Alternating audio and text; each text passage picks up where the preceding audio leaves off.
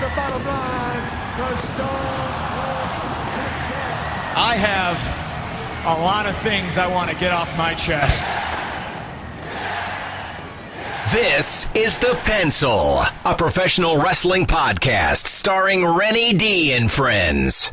Thanks for listening to The Pencil. Subscribe to the show on iTunes and follow us on Twitter at Pencil Podcast.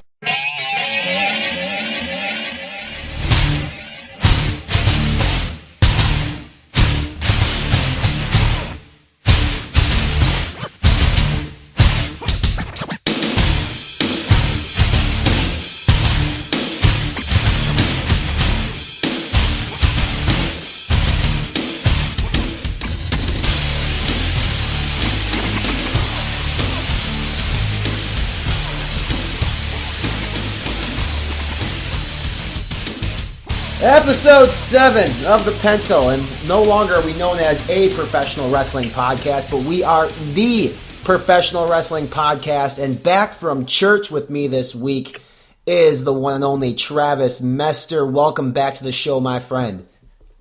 Oh, it's good to be back. I apologize for missing for a week to all my fans, but Eric Church had tickets for his concert in Minneapolis last week, and I just couldn't give them up, so I had to go enjoy that. Another country music star that I love spending time with, so I was gone for a week, but I'm back better than ever. And for those of you who don't listen to country music, first off, shame on you. Second off, when you go to country music concerts, you don't necessarily go for the music at all times. You go for the beer, the chew, and the women. Did you succeed in all three categories at the concert? And by succeed, I don't mean getting with anybody, but I mean, were there good-looking women? Was there a good dip in your mouth? And did you enjoy a nice cold beer? Check, check, and check. All of the above, yes. It was fantastic. I took somebody you know very well, Ryan. I took one of my close friends, Josh Kubicek. Holler out to Josh. Took him with a ticket that I was given from a friend. So Josh had a great time. Plenty of chew, plenty of beer was had. It was a great time. And I'm assuming there's plenty of women at this concert as well, because women love Eric Church. And after they have a few beers and country music, they start to love you back as well. Not bad. I actually held the show down last week by myself. We had a great show with Darren Corbin, but we're back with another episode. This week, we don't have a guest. It's just Travis and I shooting the shit, all things professional wrestling.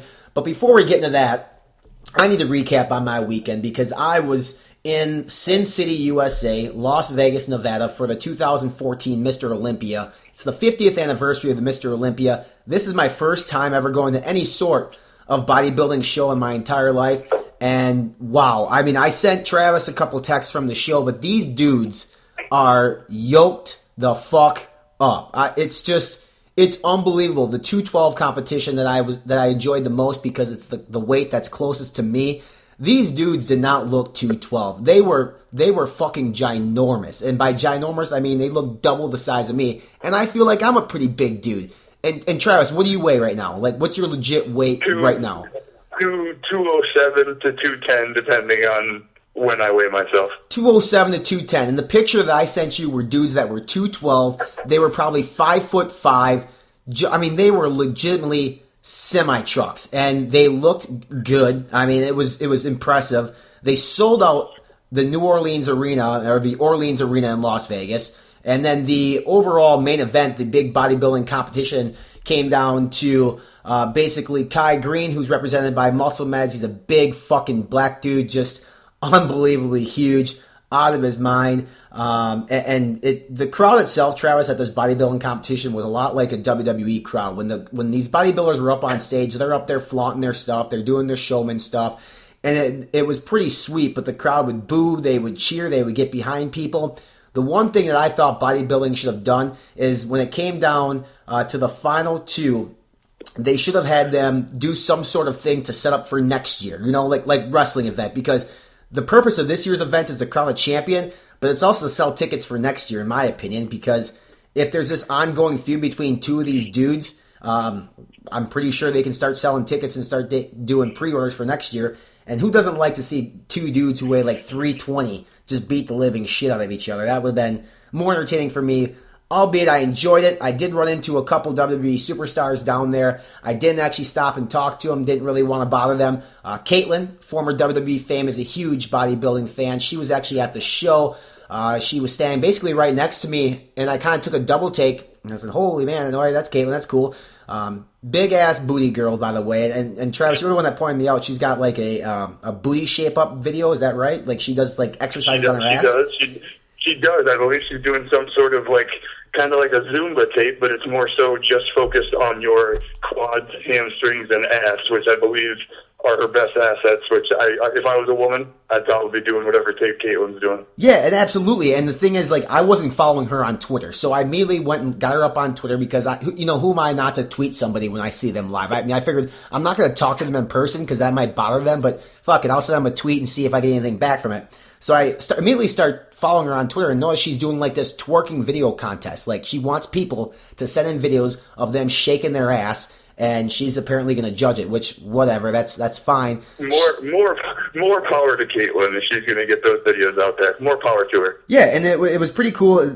As soon as I got down there, I follow Paige and I follow Emma on Twitter. They tweeted out a picture of them at the roller coaster at New York. So I'm like, oh sweet. So I mean, I might run into somebody from the WWE, and then next thing you know, I ran into Caitlin at the show, and she was at the actual Olympia as well. She ran into Triple H, and she tweeted out a picture of her in a very risque dress. So if you haven't seen that, follow Celeste on Twitter. Travis, I know you'd enjoy the picture. I enjoyed it very much so.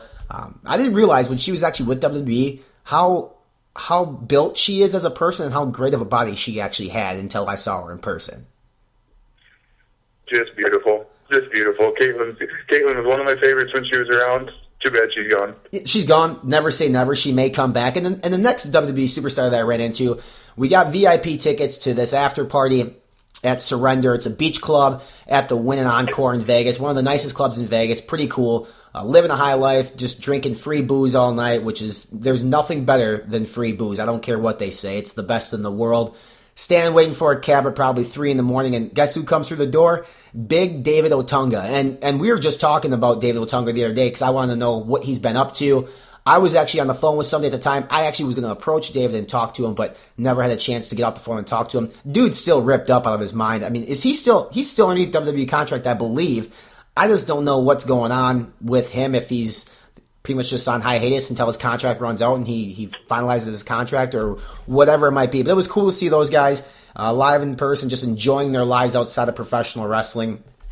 And yeah, it was a good experience for me. Vegas is always a good time. I'll be back there next year with you, Travis, and a bunch of other dudes causing trouble, which would be a fantastic time. I don't even know. What did you do this weekend? I'm not even sure, man. I was telling you all about my weekend when I was in Vegas. And what did you do? Did you sit on your couch and drink beers and watch the network all weekend? I did. I was low profile this weekend. Low profile. Keeping it low profile until next week. I believe I'll be seeing you, hopefully getting to see some Badger football next weekend. So I figured this weekend I took it easy. I watched some college football, watched some NFL. Was excited to see my Bears win last night on Monday Night Football and get to 2-1. So I kept it low profile, did some cooking, did some cleaning, just made sure that my shop was cleaned up so then next weekend I can cause some trouble with you. A modern day motherfucking adult you are, Dirt. You are just living the dream as an adult. And that's right, people. Next weekend, Travis and I are actually going to be going down to Evanston, Illinois. It's just north of Chicago for a Wisconsin Badger Northwestern game. Chances are there's probably going to be some shenanigans going down, if I had to guess. I would assume there's going to be a lot of alcohol involved. Follow us on the Twitter gimmick. Obviously, we'll tweet a picture of us at the game. We'll tweet some stuff. We'll tweet a lot of stuff probably and generate excitement because the stories that we're going to have from this that we may or may not be able to share on this podcast are going to live with us forever, and it's going to be fantastic. Looking forward to that. Also, next weekend, just a heads up for the listeners, the recording will not take place on Tuesday. I'm actually going to SmackDown here in Milwaukee. I got some tickets from Mr. Eric Rowan, so I'm going to be heading there and checking out the live show. We'll do a recap, hopefully on Wednesday, but we'll definitely let you know through Twitter. With that being said, we have a big last couple days in the WWE and in professional wrestling in general, and I think moving forward, the format for this show is anytime we have a show after a pay-per-view, we may limit our guest exposure. That way, Travis and I can kind of sound off a little bit more on what we saw on Sunday and Monday and go ahead and recap it. And we're going to try to keep it structured as possible, but we're probably going to go off on different little tangents. So overall, Travis, Night of Champions as a pay-per-view, where do you rate it? Overall, Night of Champions as a pay-per-view. If we're going on a grade, we're going on letter grades. Is that correct? Letter grades, A, B, C, and D. Yeah, I think the American public and people across seas will understand the A, B, C, and D. I would imagine. If not, well, I mean, read a fucking book. But yeah, go ahead. Fair enough. I'm going to go with a strong B minus, which that's not a negative connotation on it at all. I thought it was a good show. I'll give it a B minus for the following reasons. It's at the end of the day, it's still Night of Champions. It's not, from my understanding, and you can correct me if I'm wrong, it's not a top 4 or 5 pay-per-view throughout the year. It's not booked that way. It's not supposed to be that way. I think it was better this year than in years past because of the network and because of the subscriptions that they wanted to sell and Brock Lesnar being there. I thought it was a good show, strong throughout.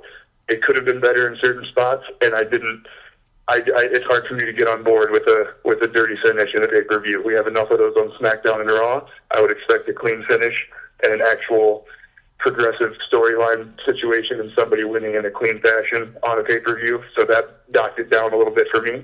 But it was not a bad show. I did enjoy the majority of it. What do you think? I thought it was good. I would actually give it a little bit higher than B minus. I would probably go B on it. I'm hesitant to go B plus because of the Intercontinental title match, which we'll get into. But I feel like the strengths of the show strongly outweighed the negatives of the show. Like if you took my A plus from the show, and then you took my F from the show, I think the A plus was a much stronger A plus than the F was an F. If that makes any sense. I believe that. Out of the 7 matches, I would consider 5 of them were very fun to watch. 2 of them, I'm cringed. There were some moments of cringing, but then again, like I said, even though those moments of cringing were there, the moments of that was awesome to me as a professional wrestler and as a person who can appreciate a structure of a match. I strongly believe, in my opinion, that the Cesaro Sheamus match, which we'll talk about more, was one of the best matches I've seen all year. And that's saying something, considering that we've seen a lot of shows so far this year. With that being said, we're going to jump into it real quick here. The tag team title match to start off the show. Where is the tag team title picture now that we're gone from Night of Champions and that we're gone from Monday Night Raw? What was your thoughts on the tag team match? What was your thoughts on the follow-up on Raw? And where do you think that the tag team division is actually going to be going in the WWE? The tag team belts. I was not surprised. I did pick the Dust Brothers to end up winning. Oh, yeah. By the way, yes, okay. The pro wrestler here is 0-2 on the pay-per-view picks. I'm down 2 bottles to this fucking guy on the other side of the phone. I get it. I'm not good at betting. I never was good at betting. I was in Vegas last week. I wasn't good betting there either. But I'm telling you, I still have 3 pay-per-views to end the year on a winning note. So watch yourself, Dirt. I'll get you your bottles of booze, but I'm coming for you. And next weekend's going to be a long weekend for me if I got 2 free bottles of booze, because just like you said earlier, there ain't nothing like free booze. There's nothing like it. Beside the point, tag team titles, I wasn't surprised the Dust Brothers won. I expected them to. I thought they'd been doing good work as a heel in the past couple of weeks, and I think the Usos' time had run its course. Not saying that the Usos can't be at the top of that tag team division for the foreseeable future, but I thought they were getting a little stale as champs, and maybe give them a run with them chasing the belt as opposed to having the belt isn't a bad idea.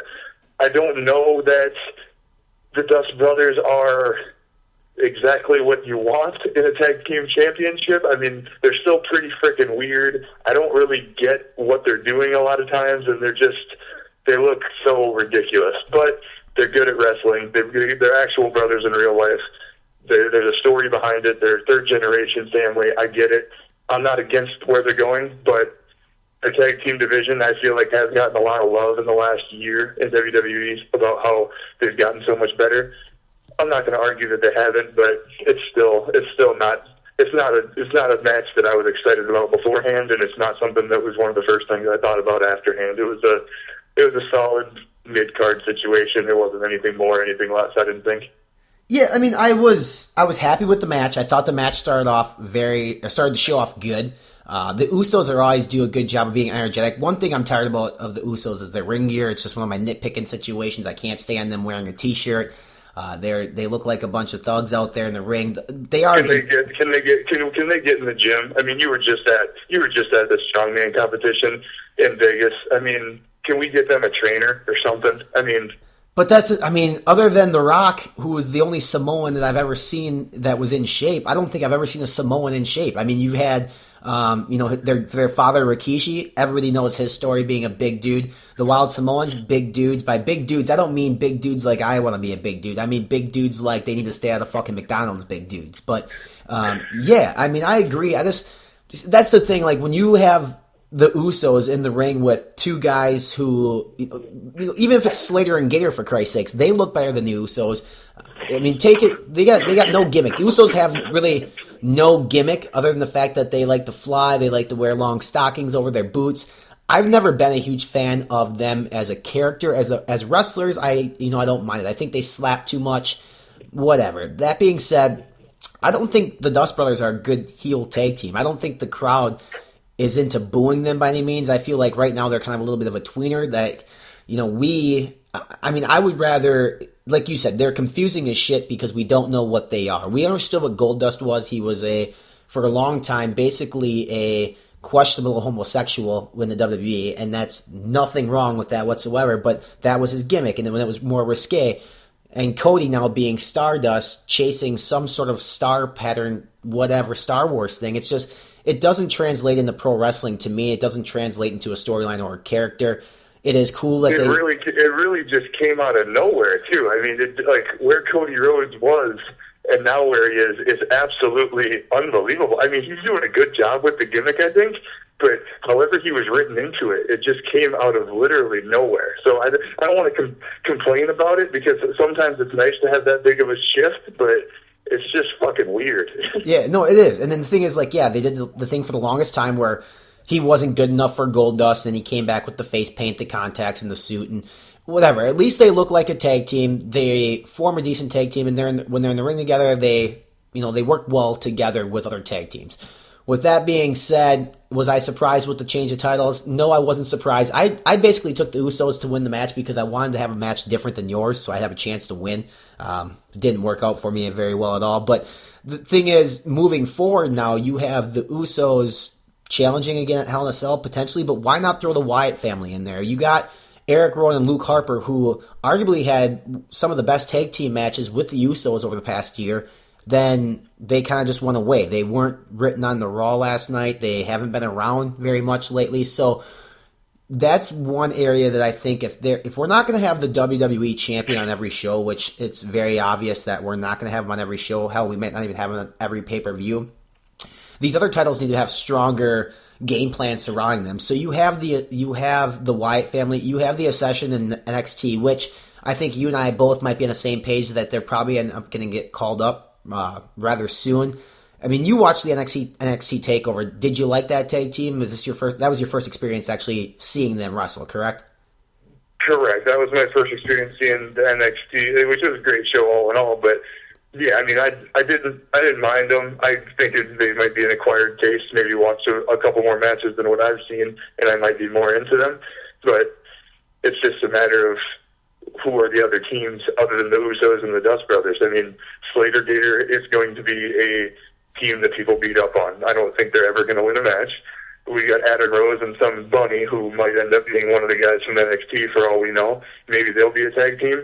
Maybe the Big Show and Mark Henry. I don't know what they're doing with either of those two at this point. Maybe they're going to be a tag team. It just seems very muddy water right now on what they're going to do and who's going to be able to even be a feasible opponent for who the champions are other than the Usos, which I guess isn't a bad thing for the Usos, but for the rest of the division, might not be the greatest. Right, I agree. And I think how they have to do this, and this is how I would write it into the thing, is we got Hell in a Cell coming up. We also have TLC in December, correct? I think it's Hell in a Cell, Survivor Series, and then TLC, and then Royal Rumble, I believe, is the order of the pay-per-views, right? It is. Or is TLC at the beginning of the year? Hell in a Cell is next month. Survivor Series is in November in St. Louis. Holla, holla at your boy, Randy Orton, for that one. And TLC is in December. Okay, so this TLC in December. I think what they need to do with the tag team titles moving forward, that gives them 3 months to really build a program around the tag team titles. at TLC, you need to have some sort of blow-off TLC match. Like it's not going to be as extreme as the Hardy Boys and Edge and Christian and the Dudley Boys back in the day. But if they want to light a fire back into the tag team division, have a TLC match with multiple teams. Have a couple teams from NXT come up. Have Kalisto and Sin Cara, which, whether you like them or not, the guys can do some really cool things. So if it's a TLC match, they might be good crash test dummies for the match. I don't really care what they do, but I know they can do some really, really cool stuff. You have the Accession in NXT. You have the Dust Brothers. You have potentially the Wyatt family. Slater Gator, I don't think is going to go very far, other than them getting beat up like you mentioned, and probably Gator, Teddy O'Neill turning on Heath Slater. I'm not really sure, in that standpoint what's going to happen. But in reality, if you can think of the tag teams that are currently on the WWE roster, legit tag teams, you're going to have less than three, right? Or three or less. You're going to have the Wyatt family, you're going to have the Dust Brothers, and you're going to have the Usos.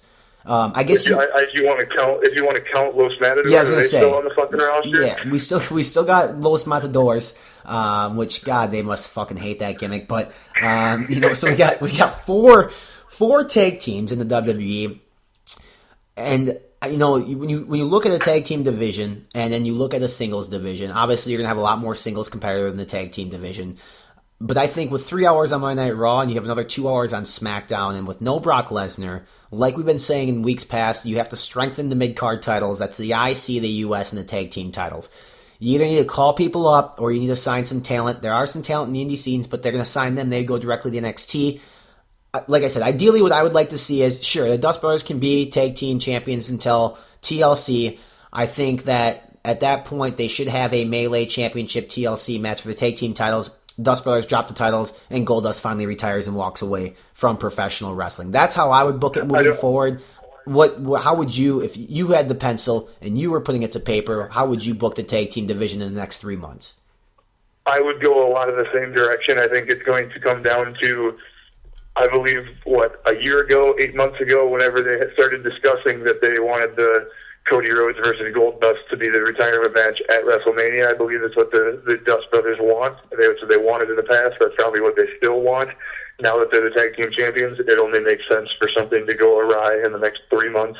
Have it start around TLC/Royal Rumble, and then, like you said, a retirement match for Goldust, most likely with Cody Rhodes without the outfit on, and back to his old self, going over Goldust at WrestleMania next year. That's what I assume will happen, and I'm fine with that happening once they break up and lose the belts.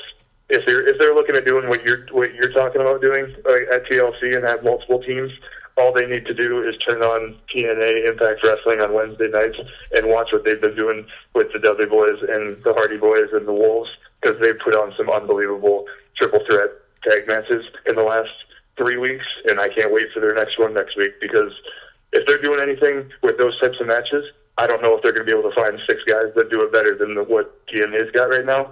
So that might be why the WWE would go against that, because they basically would be copying what TNA is doing and be doing it worse. So I wouldn't be surprised if they go a completely different route than what you're talking about, just because they don't want to be second best at whatever they're trying to do. And I think TNA's got the best guys that could do a TLC match doing it right now.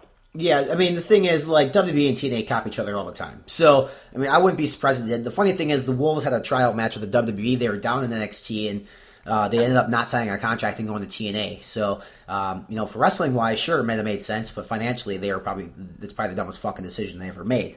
But, with that being said, I do like that idea. I kind of forgot about the retirement match. So, yeah, book it. Have them lose at TLC. At the Royal Rumble, have a rematch for the straps. Have them lose. Maybe a little bit of tension between them there, and then in the actual Royal Rumble match, Cody Rhodes eliminates Goldust, and there you go. We can write it into WrestleMania. All right, so we spent a lot of time on that title. Let's move into, we're going to go ahead and get into the U.S., not the U.S., we're going to wait the U.S. title. Let's do the Intercontinental title from TLC. Florida Georgia Line, as much as you love country music and as much as I love country music, and we can sit here and talk about Cruise all day, every day, it's not needed on a pay-per-view, for Christ's sakes. We're in Nashville. I get it. They got a chance to come out and say, we're going to be there with the tribute to the troops. Cool. Awesome. Do that on Monday Night Raw, not on a pay-per-view with 2 guys that I know can wrestle better than that match was. We were talking before the phone call and during the week, and I know you might put more of the blame on Florida Georgia Line. As much as I want to blame Florida Georgia Line, the two guys in the ring still have to do their best job to work with what they got, and I didn't think they worked with what they had very well at all. I didn't like the match. I thought it was one of the worst matches that those guys have ever had together. The outcome to me was a little surprising, but obviously it remedied itself on Monday Night Raw. I do like the fact that there is importance on this title, however. So the title changed hands on Sunday, went back to The Miz. On Monday, I went into Monday Night Raw thinking Dolph's going to win the title back. For some reason, I don't know why I thought that, but that's exactly what did happen. So now we have this whole, this whole theme around the Intercontinental title between Miz and Dolph Ziggler, and it is building into a good feud with the two of them. So I do like that. I'm just very, very disappointed in the match they had at Night of Champions personally, and I'm not going to go ahead and blame it Florida Georgia Line. I'm going to blame Dolph Ziggler, and I'm going to blame The Miz for how bad that match was. I thought their match last night was the one that should have been on the pay-per-view. Agreed. It was a much better match.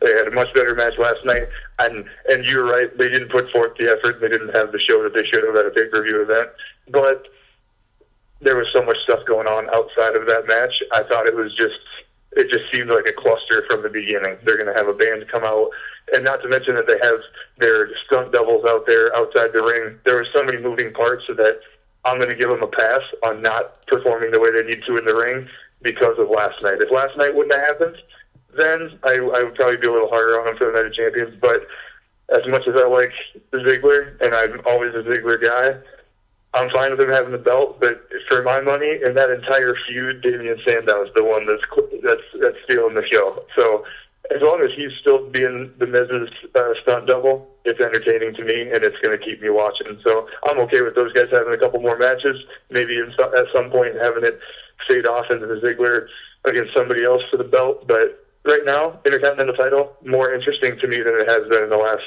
8 to 10 months, I'd say. Yeah, absolutely. More emphasis on it. And you mentioned Damian Sandow. I'm a huge Damian Sandow fan, and we were talking today, and one thing that the internet wrestling community said right away was that Damian Sandow was getting punished for something, and that's why the WWE is doing what they're doing with Damian Sandow. Hell, sign me up for Damian Sandow's job, because he is on Monday Night Raw every week. He's getting airtime. You got somebody like Zack Ryder, Los Matadores. You got a bunch of wrestlers in that back who can't even buy time on Monday Night Raw.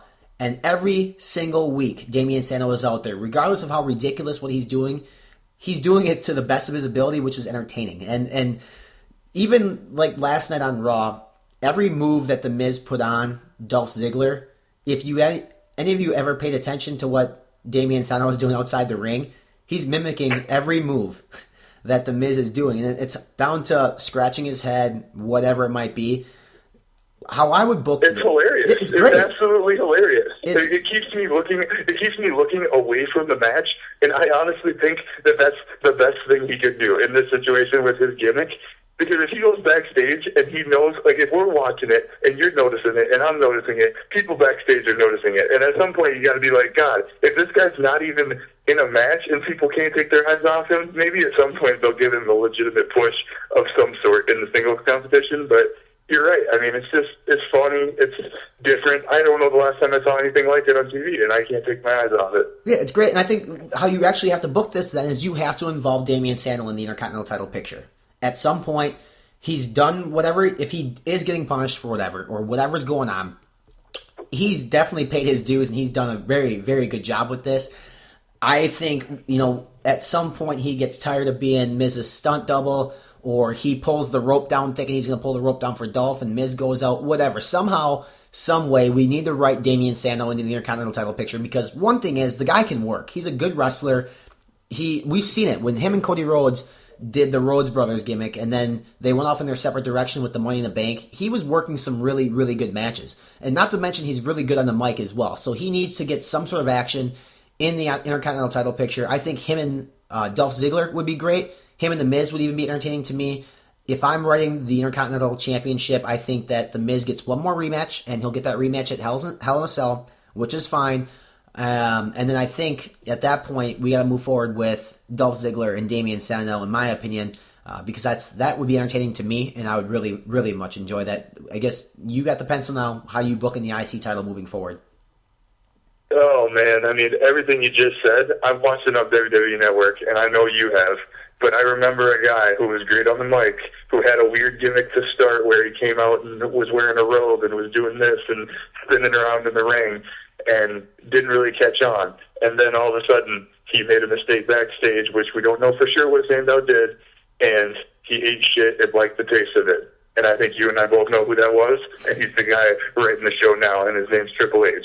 Because he made a mistake after he was Hunter Hearst Helmsley, and whenever he came in and he was wearing a robe and he was spinning around in the ring, then him and Shawn Michaels, the old buddies, had a run in backstage, and I've seen the episode 10 times where Shawn Michaels had the belt, so he didn't get in trouble for whenever Kevin Nash and Scott Hall left, and they all had their little get together in the ring at Madison Square Garden.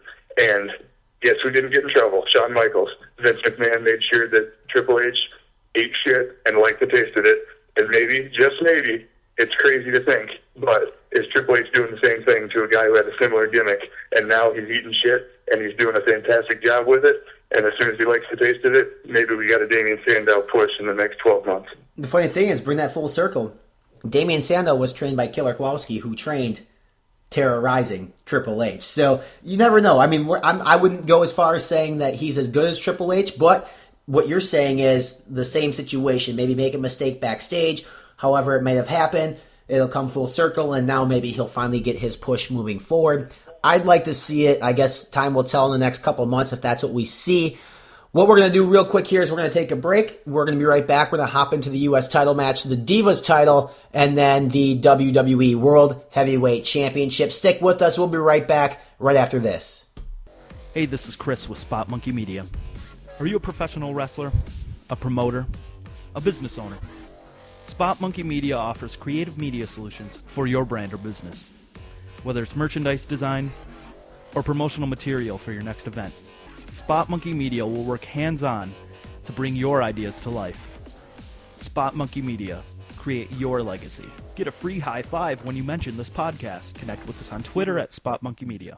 I'm different, yeah, I'm different. I'm different, yeah, I'm different. I'm different, yeah, I'm different. Pull up to the scene with my cellar messing.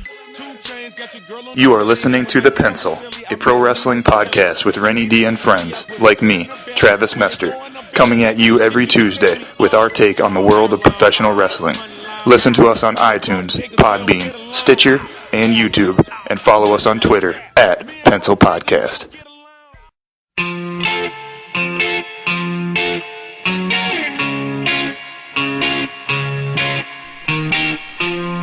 Maybe I'm the one who is the schizophrenic psycho, yeah. Maybe I'm the one who is the schizophrenic psycho. Alright, and we are back, and we are talking WWE Night of Champions, we're talking Monday Night Raw, we're talking life, we're talking women, we're talking beer, we're talking... I could sit here and tell you the 5 greatest things in life, and we've talked about this for a long time. There are 5 things in life that you can really look forward to. And by look forward to, I mean that you really appreciate. One is food. We like to eat food. Who doesn't, right? Food's on the list of the top 5, that's for sure. Number 2, No doubt. Number 2 is the inside of a gym. The gymnasium, working out. There is definitely, I don't know if there's anything better than working out. I mean, all 5 of these things that we're going to mention, the greatest things in the world. So we got food, we got the gym, and then we got booze. Because booze is good. It's fun. It's fun to drink. It's fun to get drunk. It's fun to hear your friends tell you exactly what you did the night before. Or sometimes you can meet a good lady friend when you're drunk, and next thing you know, you could be married with kids. Who knows? Whether you think that's fun or not, who am I to judge you? So we got food. We got fucking gym. We got booze. We got sleeping. Sleeping's up there. Sleeping's pretty fantastic. I love to sleep. Who doesn't love to sleep? And number 5 is driving around in your pickup truck with a single seat and your baby next to you, maybe a Miller Lite in your lap. There's not a whole lot better than that in top 5. I mean, you could probably put chewing up there too if you want, but... Country music on the radio in that car. Yeah, how about driving in the truck with a pretty lady next to you, a can of Miller Lite in your lap, a dip in your mouth, and Rodney Atkins on the track. That is exactly. And you could drive out into the country somewhere, park, do your thing, and take a nap, and even have a cooler full of food and you got everything all wound up in one night. Beautiful, beautiful fucking story. Just like the U.S. title lately. A beautiful, beautiful story. Night of Champions, it was my favorite match of the card, and this is what I had mentioned earlier when I was talking about the A+ to me outweighed the F and the F- from Night of Champions. One of the best matches that I have seen in a long time, actually. And the reason why I liked it so much is because they legitimately told a fantastic story in that ring. When the match started, very slow pace. The crowd was kind of sitting on their hands a little bit because they're not used to seeing a legit, basically building blocks of a wrestling match put together. But what they did in that match was very, goddamn, it was just so entertaining for me as a former wrestler. And I'm sure as just a casual fan, even someone like you, Travis, who's never actually been in a wrestling ring and actually had a wrestling match, by far, did it exceed my expectations? Yeah, it did. But I knew that going in, this was going to be one of the best matches of the show. And they beat the living shit out of each other. Like, legitimately beat the shit out of each other. And I think that is why I personally enjoyed the match so much. It was... I had a complaint about the U.S. title before Night of Champions. That complaint was I didn't think they built that feud well enough. I think it kind of came out of nothing, and then they just kind of pushed it together at the last minute with Cesaro facing Sheamus. But what they did in the ring and the storytelling that they did at Night of Champions on Sunday night was all the build I need, because they used that match to build the feud from start to finish, and it's turned into, in a 20-minute match, one of the best feuds in WWE right now. So I am very content with it. It was, if it's not the best match of the year, it's in the top 3. I don't know if it's better than the Ambrose-Rollins match that we've talked about in the past. I mean, there's been great matches for sure this year. There's been a handful of them that's in the mix for match of the year to this point. I was so pleasantly surprised to see Cesaro get the time on TV, because that guy, and you've told me this as a guy that's been a wrestler and has been in the ring and done the moves and done this, he's a guy that catches your eye. You watch other sports, there's guys that catch your eye because you can just tell by looking at them that they're better at what they do than everybody else. And Cesaro is one of those guys. When he's in the ring, I was excited for him to get the time to show that off. Absolutely. I mean, after his win at WrestleMania, he kind of faded away. They implanted him into the U.S. title picture, and like you said, there wasn't much build to this match at all, but wrestling fans knew that the match itself was going to be very physical, because Sheamus and Cesaro are both very physical human beings inside and outside the ring. But yes, exactly what you said. In that one match, in 20 minutes, they built that feud. They built that storyline to go ahead for the next 3-4 months, because they can legitimately wrestle each other on every pay-per-view now, and nobody's going to complain about it at all. And even moving in, they made WWE Creative's job really easy for the past month and a half, and going forward now, because those two, and we're talking about Cesaro. Let's not forget about Sheamus. He was fantastic. He doesn't get enough credit for how good he is in the ring on a normal basis. I think that part of that is because his character is just kind of flat and doesn't have a lot of depth to it, because he's an Irishman that pounds his chest and says, "Fella." What else does he do? Well, he puts on great matches, and him and Cesaro did one on Sunday night, so let's give him credit as well. And the thing is, when you have a guy like Cesaro in there with Sheamus, it really basically magnifies what Sheamus can do in a ring, because Sheamus can be Sheamus. He's a very physical wrestler, and when you have him in the ring with somebody who's also a very physical wrestler, there's no holding back. They legitimately, like I mentioned earlier, beat the shit out of each other in that match. And even on Raw, like legitimately one spot in the match, when Cesaro slaps Sheamus across the face numerous times.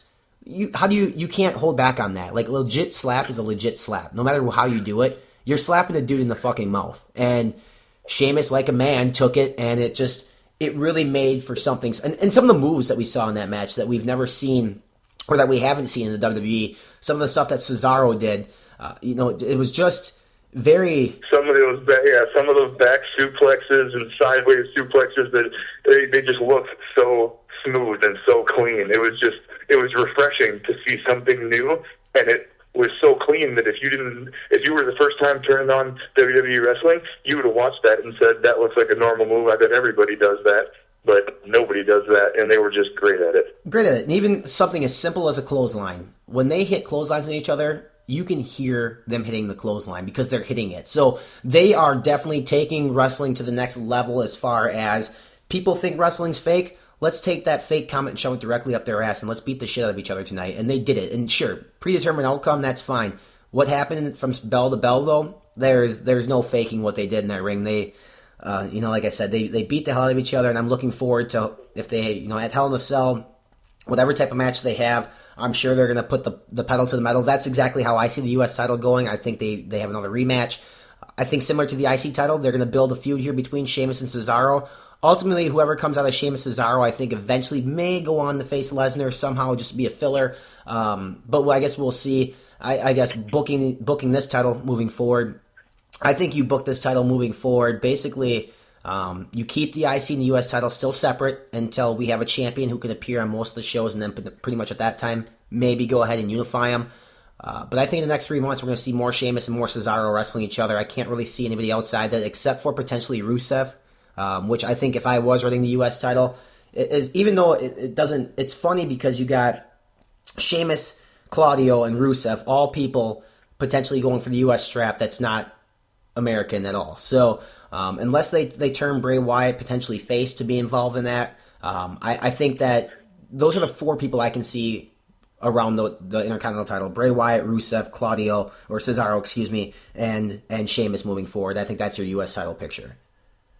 Yeah, I agree. I could see a guy like I mean, I don't know that I would even throw anybody else other than Rusev in there, other than the 2 that are going for it right now for the next handful of weeks, at least the next 2 pay-per-views, and I don't think you need anybody else. I think the fact that they might be minimizing the amount of people that are going after it and maximizing the feuds is a good thing for those titles, as opposed to 5 months ago when it seemed like 8 different guys were going after all these belts. Maybe it's best to have just a couple guys in the mix at a time. Absolutely. And if you think about wrestling, 5-10 years ago, when you're thinking of the world title, you thought Rock Austin, Triple H. Those were what you had for names. You didn't have any other guys in the card that you potentially thought would challenge for that title. The Intercontinental title, you had Shawn Michaels, Razor Ramon, Bret Hart. I mean, you didn't have anybody else going for those titles, and it really helped, focus on that feud and really build the strap to mean something more than just a title that changes hands all the time. Now, with that being said, I don't think they should have the IC title change hands again moving forward until the person that wins it holds on to it, because then it becomes too much of a gimmick, and you don't want that. One thing. And we'll just briefly, since we just brought up Rusev, we'll chat real quick about where he's going. I've said since pretty much day one, I think that Rusev goes on to be this beast of a man that nobody beats until John Cena finally goes over on Rusev, because Cena's the guy who's not going to turn heel. He's going to be the guy that stands up for America, whatever. Night of Champions, Mark Henry crying like a baby when the national anthem came on, I thought was a little over the top. And by a little over the top, it was way much over the top. Didn't need that. I didn't like the match. I thought it was potentially one of the worst. It was definitely one of the worst matches of the card. I didn't expect anything great from the 2 of them. It's just, and I know you don't like the USA Russia situation, but I think that's how you have to book it because the crowd's still behind it. Monday night with Mark Henry passing out, they did that with Jack Swagger, and then they didn't do anything. They absolutely had no follow up to him passing out. So I would assume there's going to be some follow-up here with Mark Henry and Rusev. I would assume Rusev goes over again if they do have another match, but I think moving forward with Rusev, you just got to build him to be a beast until eventually John Cena beats him at a pay-per-view. That's how I book Rusev moving forward. And if John Cena does not beat him, or he's not involved with the John Cena angle at all, then he's got to be in the U.S. title picture. Mark Henry, I don't know what they're going to do with him, and I guess I really don't care at this point. And I don't know if creative told him to cry on camera. It didn't do anything for the match. It absolutely did nothing for Mark Henry. And I guess I was more or less really embarrassed for him that happened on the card. It was the worst match at Night of Champions. You're right. I don't get on board with the Russia versus U.S. stuff. I feel like it's pretty played out, and it's 40 years old, and nobody cares about the Cold War anymore. But I get it. You get people chanting USA, USA. I think guys like Mark Henry and Jack Swagger are the guys that you do that for. And I think the guys that don't get a reaction from the crowd, that people sit on their hands whenever they come out, whenever you just shove them into a match against Rusev because he's Russian and we're going to have people chant USA for you, that's just an easy pop for creative to write into the story and say, hey, we pay you $800,000 a year, Mark Henry, so go out there and talk for a little bit and people will chant USA. That'll at least make you worthwhile. That's how it feels to me. For that reason, I cannot see John Cena having anything to do with Rusev for a very long time, because the one guy, if there's one guy that doesn't need some USA gimmick to have people get off their feet, it's John Cena. So I don't think that makes any sense. I don't think he'll have anything to do with Rusev for the long-term future. What I see as a possibility is the U.S. title, maybe a situation where Sheamus gets tired of listening to Rusev every week and he comes out and nobody's going to chant USA for Sheamus, I wouldn't think, but who knows at this point. And he'll be going with the U.S. title against Rusev, and I imagine some sort of trio of matches between those three, ending with Rusev losing one of the first two matches. So that'll be his first loss, which will be to Sheamus, probably at TLC or maybe Survivor Series. And then from there, they will set up a third match at Royal Rumble, which will be January of next year, and that will be their third match for the U.S. title. At the Royal Rumble is when Rusev will take the belt off of Sheamus early in the show, which will be Rusev's Royal Rumble moment, which will be his big push beginning. Then Sheamus will get to go on, be away from the U.S. title, get into the Royal Rumble later in the night, and that'll give him an opportunity to move on from that mid-card title and get pushed into a larger match at the upcoming WrestleMania. That's the way I would book it. That's the way I see it happening. I think it'll be a situation where we don't want what happened to Ryback to happen to Rusev. Ryback lost his first match and then went down the totem pole and he was never to be heard from for a very long time. So let's hope that he loses a match to Sheamus in a hard-fought battle against a star who is very, very well established like Sheamus, and then he ends up winning a feud with Sheamus to get his first belt. That's the way I'd book it. Yeah, I can see him winning the U.S. title for sure. I just don't see him losing to Sheamus first. I see him going over for the U.S. strap before he ever loses. I mean, that's how I would book it. If they're trying to build him up to be somebody that's unbeatable, unless it's a disqualification or something like that, I don't think he gets pinned clean to lose. I think he goes over straight and then maybe ends up the payoff, him losing at WrestleMania potentially, if they really want to go with this angle. Funny you bring up Ryback. For most people that know, he had surgery. Basically, I'm looking forward to him coming back and seeing what they do with him. Hopefully it's sooner rather than later. I'm a big Ryback fan. Now, last year when we were joking about him main eventing Hell in a Cell with CM Punk on one of those $60 pay-per-views, I wasn't a huge fan of him then, but after actually having a chance to talk with him and I guess watching his character a little bit more and some of the stuff he says, I'm a bigger fan of Ryback now than I was. I don't know how I guess I would book him coming back, but... how things can change in 12 months, huh? Hell in a Cell is 4 weeks away, and last year it was CM Punk against Ryback. Yeah, and Punk now with the company, obviously, and Ryback having surgery. I mean, there's a lot of things going on with Roman Reigns having surgery, too, that the WWE creative had to really turn around and rewrite some stuff, and I'm okay with it. I'm looking forward to Reigns coming back eventually. I'm looking forward to Ryback coming back, and obviously I think we're all looking forward to Daniel Bryan coming back. Daniel Bryan's situation is going to be interesting when he comes back too, because where do they put him? And he's kind of, it's funny that there's not really any yes chance per se very much. There's more CM Punk chance, and Daniel Bryan was more relevant obviously before he got hurt. So we'll see exactly what happens there when he comes back. I would assume, he should be ready to come back soon. I think that you got to insert him into as dumb as it is, as popular as Total Divas is, you need to insert him into the Brie Bella, Nikki Bella storyline some way, shape, or form. Not really sure how you read it from there, but it is a good segue into what I thought was the most surprisingly pleasant match of the night for me, was the triple threat female match for the Divas title, Paige, AJ, and Nikki.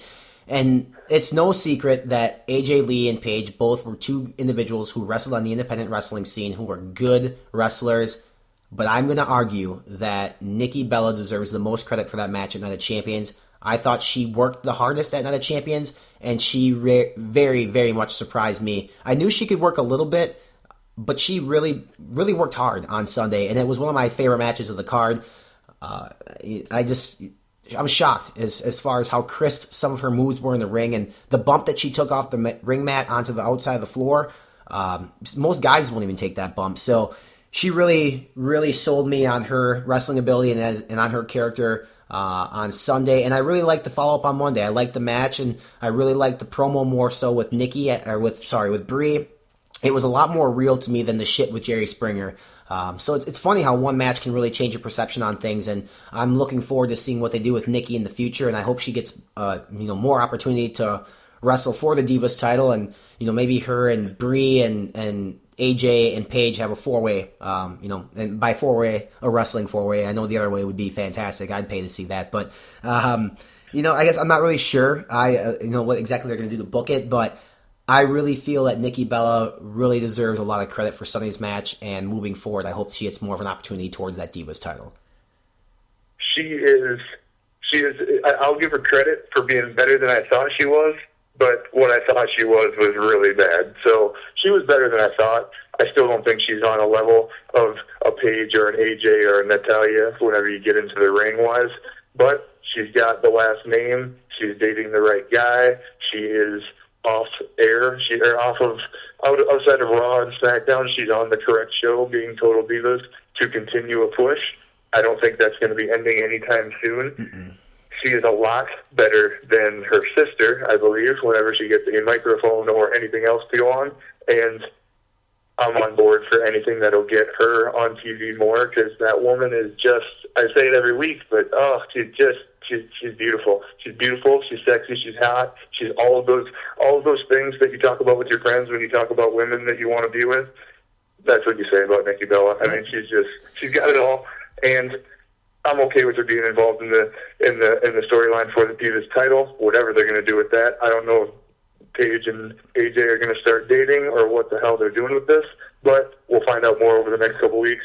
And if Nikki Bella's involved in it, I think she's earned the right to be there at this point. Yeah, I think that what we do, moving forward, I would book the four-way at Hell in a Cell with the four of them. I would have Nikki, almost win the match, and Brie cost her the match.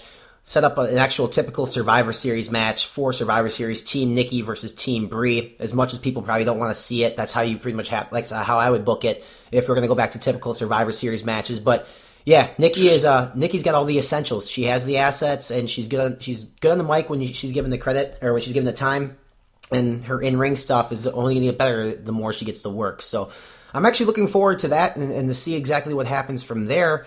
But that brings us then to, obviously, the main event, Night of Champions main event.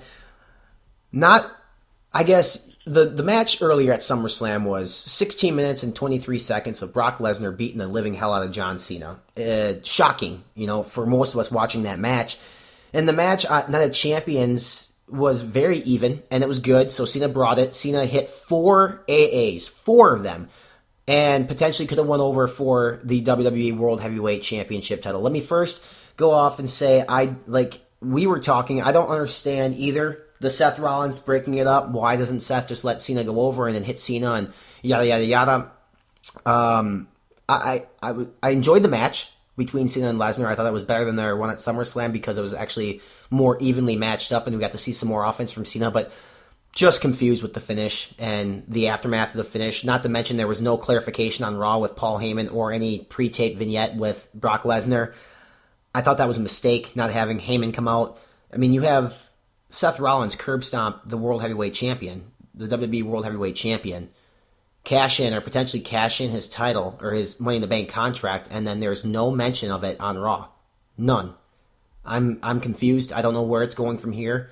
One would assume Cena gets another match with Lesnar since it wasn't fair, but does Triple H grant him that match? I don't know. And I just absolutely, I was marking out a little bit when Seth Rollins came out because I thought, well, if they're actually going to have him cash it in, it's going to be interesting to see what happens because I figured Lesnar would jump up, give him that 5, and just fuck the world, That didn't happen. So I guess, are they building to a Seth Rollins, Brock Lesnar sort of showdown? I don't see it. I don't see as good as Seth Rollins is, he's not in Brock Lesnar's level as far as body type and physicality. So I'm confused. I would imagine if I'm writing it, I would think that John Cena and Brock Lesnar have round 3 at Hell in a Cell, and then from there go their separate ways, or potentially John Cena, Seth Rollins if Dean Ambrose doesn't get him, and not have a WWE World Heavyweight Championship match. I don't know. I'm really confused with the whole aftermath of Night of Champions and Monday Night Raw.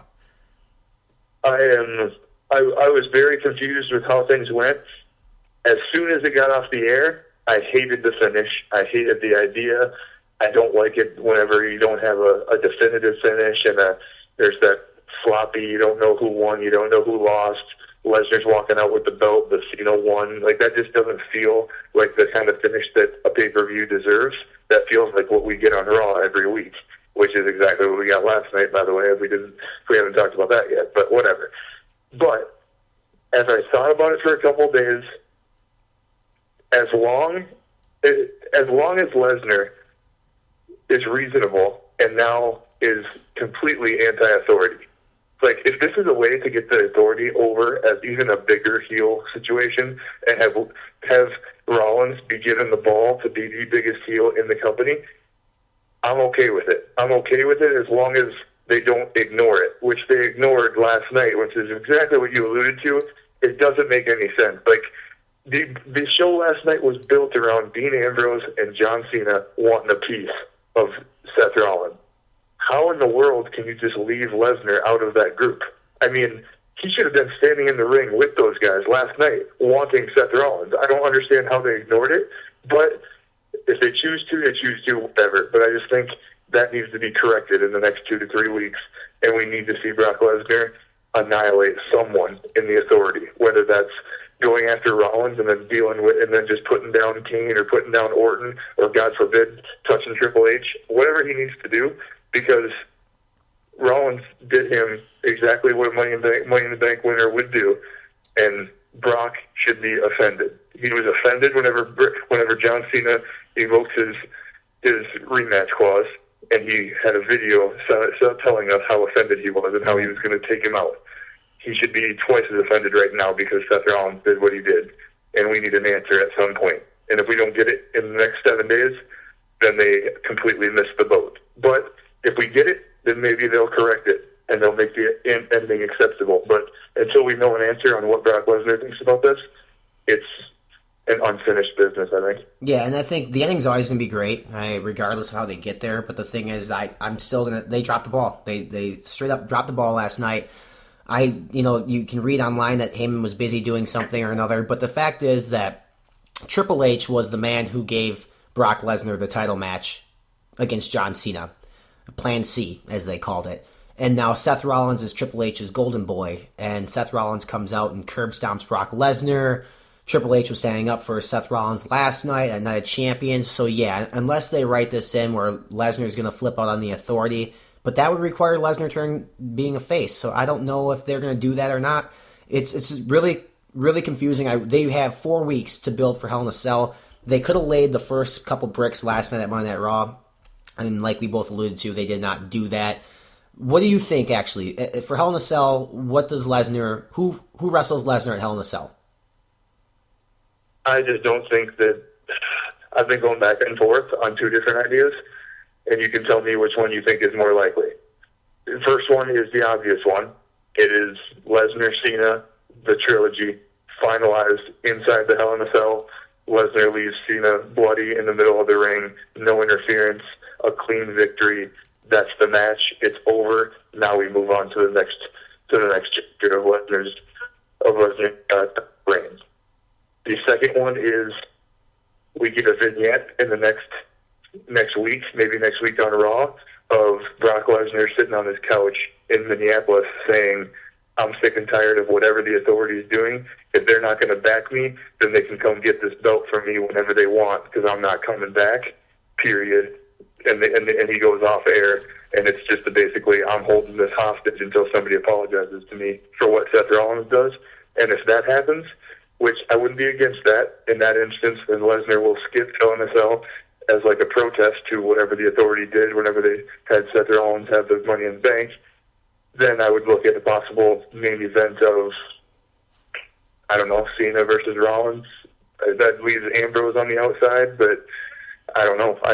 Outside of, if Lesnar's there, I think it's got to be Cena. If he's not, then I think you got maybe a triple threat, or maybe it's Orton and Rollins in a tag team match against Ambrose and Cena in a cell. I don't know. Yeah, I think obviously if there's going to be a title match, it's going to be Cena-Lesnar.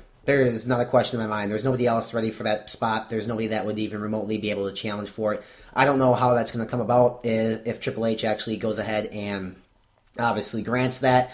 But I do like the idea of Lesnar not going to the pay-per-view and staying home. I feel like then they would have Cena Rollins and they would have Ambrose Orton and basically build to Ambrose Rollins at Survivor Series, which is a bigger pay-per-view.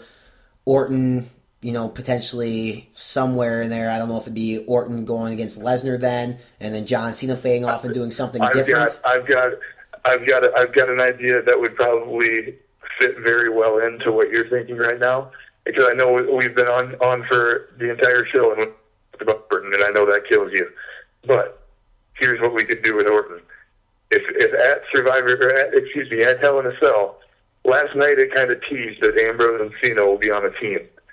And if you're going to have a teammate of Rollins, that's going to be Randy Orton. And everything that was teased last night was that Orton is sick and tired of sticking up for Rollins. So I'm saying there's a possibility at Hell in a Cell of a tag team match between those four and the Randy Orton face turn at Hell in a Cell, leading into him being a face going into Survivor Series, which will be in his hometown of St. Louis, Missouri, kicking off a Randy Orton face run that will hopefully have him have a shot at the World Heavyweight Championship in the next couple months. I thought about that today, and I thought that makes the most sense for his character. I don't know how they'll fit it in the next couple of weeks, but I like that idea. Yeah, I like the idea too. I just feel like if he makes the face turn in a tag team match, then he should have to wrestle Seth Rollins, and that's not a match you want to waste on Raw, potentially. But yeah, I mean, St. Louis, Survivor Series, Lesnar, Orton, where does that leave Cena? They can pick up the pieces. They'll be able to figure it out. It should be, unless you do something like have Orton and Lesnar. A face turn during the tag match at Hell in a Cell could then set up a singles match between Orton and Rollins, face versus heel, at Survivor Series in St. Louis.